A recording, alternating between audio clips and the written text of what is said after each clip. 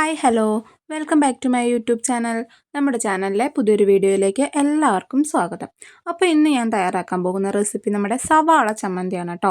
സവാള കൊണ്ട് നാവിൽ രുചി ഊറും, അതായത് നമുക്ക് വായിൽ നിന്ന് വെള്ളം വരും, അത്ര ടേസ്റ്റിലുള്ളൊരു സവാള ചമ്മന്തിയാണ് ഞാനിവിടെ ഉണ്ടാക്കാൻ പോകുന്നത്. 2 മിനിറ്റിൽ നമുക്ക് തയ്യാറാക്കാം. അപ്പോൾ അതിൻ്റെ റെസിപ്പി എന്താണെന്ന് നമുക്ക് നോക്കാം. ആദ്യമായി തന്നെ നമ്മൾ സവാള ആവശ്യത്തിന് എടുക്കുക കേട്ടോ. നിങ്ങൾക്ക് എത്ര സവാള വേണോ അത്ര സവാള എടുക്കാം.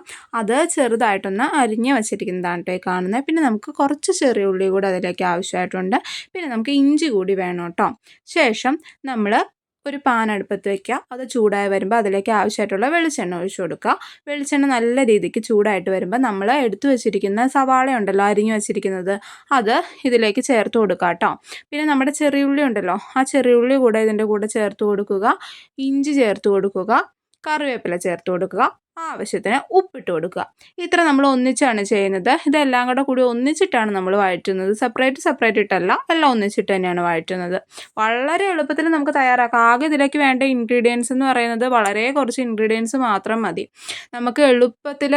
പിന്നെ ഇതിനൊരു പ്രത്യേകത എന്താണെന്ന് വെച്ചിട്ടുണ്ടെങ്കിൽ, ഈ ഒരു ചമ്മന്തി ഉണ്ടെങ്കിൽ നമുക്ക് വേറെ ഒരു കറികളും വേണ്ട. എത്ര വലിയ വിഭവങ്ങൾ നമുക്ക് വീട്ടിലുണ്ടെങ്കിൽ പോലും ഇതിൻ്റെ മുമ്പിൽ അതൊന്ന് പുറകിലേക്ക് നിൽക്കും കേട്ടോ. കാരണം അത്ര ടേസ്റ്റാണ്. ഈ ഒരു ചമ്മന്തി മാത്രം മതി നമുക്ക് ഫുഡ് കഴിക്കാനായിട്ട്, ചോറ് കഴിക്കാനായിട്ട്. കുട്ടികൾക്കും ഇഷ്ടാവും. അങ്ങനെ ഒരുപാട് എരിവൊന്നും നമ്മൾ ചേർക്കുന്നില്ല, പാകത്തിനുള്ളൂ. എരിവൊക്കെ നമ്മുടെ ഓപ്ഷനാണ് കേട്ടോ. ഒരുപാട് ചേർക്കണേ ഒരുപാട് ചേർക്കാം, കുറച്ച് മതിയെങ്കിൽ കുറച്ച്, അതൊക്കെ നമ്മുടെ ഓപ്ഷനാണ്. അപ്പോൾ ഇതേ നമ്മൾ സവാള ഇട്ട് കൊടുത്തു, ചെറിയുള്ളി ഇട്ട് കൊടുത്തു, കറിവേപ്പില ഇട്ട് കൊടുത്തു. ആവശ്യത്തിനുള്ള വഴഞ്ചി കിട്ടാനായിട്ടുള്ള ഉപ്പ് കൂടെ ചേർത്ത് നല്ല രീതിക്ക് നമ്മളിതൊന്ന് വഴറ്റിയെടുക്കണം കേട്ടോ. നല്ല രീതിക്ക് തന്നെ വഴഞ്ചി കിട്ടണം. കാരണം ആ സവാള ഒന്ന് നന്നായിട്ട് വഴണ്ടൊന്ന് മൊരിഞ്ഞ് വരുമ്പോഴാണ് നമ്മുടെ ചമ്മന്തിക്ക് നല്ല ടേസ്റ്റ് ഉണ്ടാവുള്ളൂ കേട്ടോ. അപ്പോൾ നല്ല രീതിക്ക് നമ്മൾ സവാള ഒന്ന് വഴറ്റിയെടുക്കുക കേട്ടോ. നല്ലൊരു ബ്രൗൺ കളർ ആവുന്നത് വരെ നമ്മൾ വഴറ്റിയെടുക്കുക. ഇപ്പോൾ അത് ഏകദേശം ബ്രൗൺ കളറായി വന്നിട്ടുണ്ട് കേട്ടോ. ഇനി നമ്മളിതിലേക്ക് ചേർത്ത് കൊടുക്കാൻ പോകുന്നത് ആവശ്യമായിട്ടുള്ള മുളക് പൊടിയാണ് കേട്ടോ. ഞാനിവിടെ കാശ്മീരി ചില്ലി പൗഡറാണ് ചേർത്ത് കൊടുക്കുന്നത്. നിങ്ങൾക്ക് ഏത് സാധാ മുളക് പൊടി വേണമെങ്കിൽ അതും ചേർത്ത് കൊടുക്കാം. നിങ്ങളുടെ എരിവിൻ്റെ പാകത്തിന് നമ്മൾ എടുത്തിരിക്കുന്ന സാധനത്തിൻ്റെ ക്വാണ്ടിറ്റിക്ക് അനുസരിച്ച് മുളക് പൊടി ചേർത്ത് കൊടുക്കുക കേട്ടോ. ശേഷം നല്ല രീതിക്ക് വീണ്ടും ഒന്ന് വഴറ്റി കൊടുക്കുക. ആ മുളക് പൊടിയുടെ പച്ച ചുവ ഒന്ന് മാറുന്നത് വരെ നല്ല രീതിക്ക് മുളക് പൊടി നമ്മൾ വഴറ്റി കൊടുക്കുക ഇട്ടതിന് ശേഷം.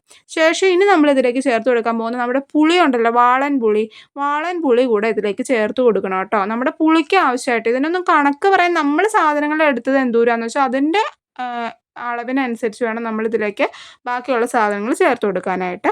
അപ്പോൾ ഇത് നല്ല രീതിക്ക് ഒന്ന് വഴണ്ടി വന്നു കഴിഞ്ഞപ്പോൾ നമ്മളിതിലേക്ക് വാളൻ പുളി ചേർത്ത് കൊടുക്കുക കേട്ടോ. അതേ വാളൻ പുളി ചേർത്ത് കൊടുത്തു. ഞാനൊരു ചെറിയ നെല്ലിക്കയുടെ ഒരു വലുപ്പത്തിലാണ് ഇവിടെ ചേർത്ത് കൊടുത്തിരിക്കുന്നത്. ശേഷം നല്ല രീതിക്കൊന്ന് നമ്മൾ വഴറ്റി കൊടുക്കണേ. ഈ വാളൻ പുളിയും കൂടെ ചേർത്തിട്ട് നല്ല രീതിക്ക് നമ്മളൊന്ന് വഴറ്റി കൊടുക്കണം. ശേഷം ഇതൊന്ന് ചൂടാറാനായിട്ട് നമ്മൾ വെക്കണം കേട്ടോ. എന്നിട്ടാണ് നമ്മളിത് ജാറിലേക്ക് ഇട്ട് കൊടുത്ത് അരച്ചെടുക്കാൻ പോകുന്നത്. അപ്പോൾ നന്നായിട്ട് വഴറ്റി അതിൻ്റെ പാകമായി വരുമ്പോൾ കുറച്ച് നേരം നമ്മളിതിൻ്റെ നല്ല ആ ഒരു ചൂടൊന്ന് മാറാനായിട്ട്, ഒന്ന് റെസ്റ്റ് ചെയ്യാനായിട്ട് വെക്കുക.